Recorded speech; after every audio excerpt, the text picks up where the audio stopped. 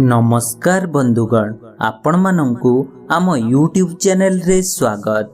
बंधु माने जदि आपण निज जीवन रे किछि नुआ कथा शिखिबा पई चाहुथांती तेबे एबे ही आम चैनल को सब्सक्राइब करि नियंतु ओ पाखरे थिबा बेल आइकन को मध्य क्लिक करि नियंतु।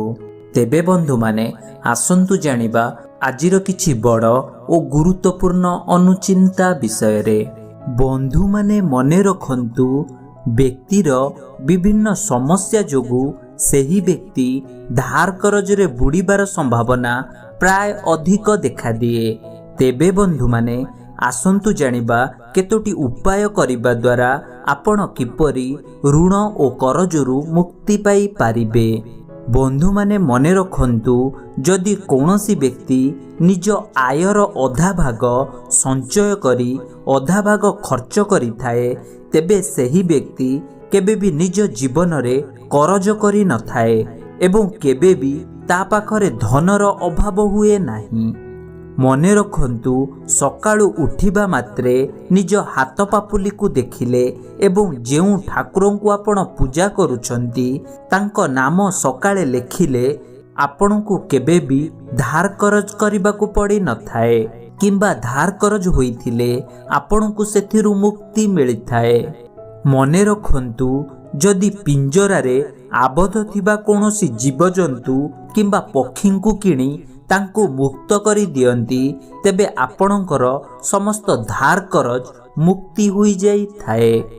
बंधु माने मने रखंतु प्रत्येक मंगलवार एवं शनिवार दिन भगवान हनुमानंकु तैल एवं सिंदूर अर्पण करिबा द्वारा ओ हनुमान चालीसा पाठ करिबा द्वारा आपणंकु बहुत शीघ्र ऋण करजरु मुक्त मिली जाई थाए। मने रखंतु आपण रात्रि रे सोईबा समय रे दुईटी कर्पूर खंड को घियरे बुड़ाई जाली दियंतु। एहा द्वारा आपणको घरु समस्त नकारात्मक शक्ति दूर हेबा सह आपणको ऋण करजरु मध्य मुक्ति मिली थाए।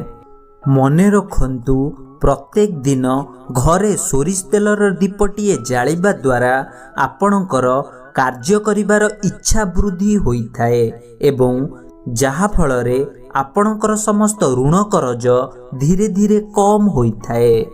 मने रखंतु पशु एवं पक्षी को खाद्य दाना नियमित भावरे खाइबा को देबा द्वारा आपणको ऋण करजरु सहजरे मुक्ति मिली थाए एवं आपणकर अटकी रहितिबा कार्य मध्य संपूर्ण होई थाए। बंधु माने मने रखंतु घरु आपण कौनसी कार्य बाहर को जिबा समय रे प्रथमे बाम पाद पकई जिबा द्वारा आपणकर समस्त कार्य सफल होई थाए एवं आपण को करज सुझिबारे मध्य सहज होई थाए। मने रखंतु आपणको घरर ईशान्य कोण सर्वदा सफा सुतुरा रखंतु। एहा करिबा द्वारा घरे सकारात्मक प्रभाव वृद्धि पाई थाए एवं आपणको समस्त प्रकार ऋण करजरु मुक्ति मिली थाए। मने रखंतु मंगलवार दिन काहाकू केबे करज देबा उचित नुहे किंबा करज आनिबा मध्य उचित होई न थाए नचेत एहा आपणको पई बहुत अशुभ होई थाए। मने रखंतु प्रत्येक दिन भगवान गणेश एवं माता लक्ष्मी को पूजा करी भोग लगाइबा द्वारा आपणको अति सहजरे करजरु मुक्ति मिली जाई थाए। बंधु माने मने रखंतु रविवार एवं मंगलवार दिन मसूर डाली गरीब लोकों को दान करिबा द्वारा आपण धार करजरु मुक्ति पाई थांती। मने रखंतु कौनसी शिव मंदिर रे कदली भोग करी ओम मुक्तेश्वराय नम मंत्र को 108 थर जप करिबा द्वारा आपण बहुत शीघ्र ऋण करजरु मुक्ति पाई थांती। बंधु माने मने रखंतु बुधवार दिन मुग सहित गुड़ मिसाई गाई को खाइबा को देबा द्वारा ऋण भार कम होई थाए एवं आपण को सहजरे ऋणरु मुक्ति मिली थाए। मने रखंतु 4टी शनिवार शनि मंदिर जाई शनिदेव को पूजा करिबा द्वारा आपण समस्त कार्य उन्नति करिथांती एवं आपणकर ऋणभार मध्य कम होइथाए। मने रखंतु शुक्ल पक्ष बुधवार ठारू आरंभ करी प्रत्येक दिन ऋणहर्ता गणेशଙ୍କ स्रोत पाठ करने द्वारा आपणकु अति सहजरे धार करजरू मुक्ति मिलिथाए। मने रखंतु गोटिए नड़ियारे स्वस्तिक चिन्हटिए आंकी मंगलवार दिन भगवान हनुमानंकु अर्पण करने द्वारा एवं ऋणमोचक मंगल स्रोत पाठ करने द्वारा आपण धार करजरू मुक्ति पाई थांती। मने रखंतु 5टी लाल गोलाप फूल को आनी गायत्री मंत्र 21 थर पढ़ी ताकू धला कपड़ारे बांधी नदी रे प्रवाहित कले आपणकु समस्त प्रकार ऋण करजरू शीघ्र मुक्ति मिलिथाए। मने रखंतु प्रत्येक बुधवार सकाळु खाली पेटरे गाई को घास खाइबाकू देबा द्वारा आपणकु अति सहजरे धार करजरू मुक्ति मिलिथाए।